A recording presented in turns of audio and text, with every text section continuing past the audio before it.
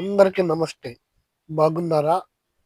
ఈరోజు మనము నిజ జీవితంలో జరిగే ఇంకొక అద్భుత విషయాన్ని తెలుసుకుందాం. నా చేతిలో ఉంది చూసారా ఇది వేప చెట్టు యొక్క బెరడు లేదా వేప చెట్టు యొక్క కొమ్మ ముక్క ఇది. ఈ వేప చెట్టులో చాలా ఔషధ గుణాలు ఉన్నాయి. ఈ వేప చెట్టులో ఈ పనికిరాని పుల్ల అనుకుంటాం. కానీ ఈ పుల్ల ఒక మనిషి మొహం కడుక్కోవడానికి, తన పంటిని, నోటిని శుభ్రం చేసుకోవడానికి వాడతాడు.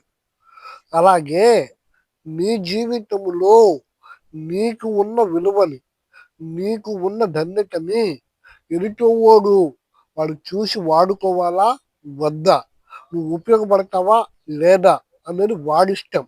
అయితే ఈ వేప చెట్టులో ఉన్న ఔషధాలు ఎవరు వద్దనుకున్నా లేదనుకున్నా ఆ ఔషధాలు ఉంటాయి.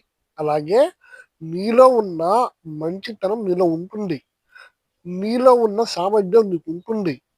అది నీకు ఉపయోగపడాలా, పక్కనోళ్ళకు ఉపయోగపడాలా, నీ కుటుంబానికి ఉపయోగపడాలా అనేది నిర్ణయం అనేది వాళ్ళ మీద ఆధారపడి ఉండిద్ది.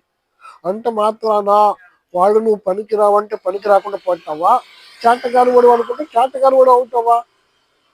నువ్వేం చెయ్యాలి అంటే నీలో ఉన్నదాన్ని నువ్వు గుర్తించు ముందు.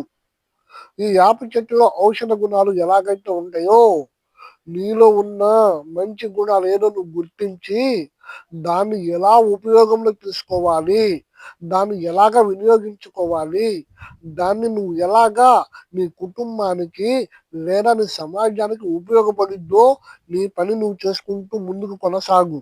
అంటే ఎదుటివాడు ఏమనుకున్నా నువ్వు వినవద్దు, చూడవద్దు. నమస్తే.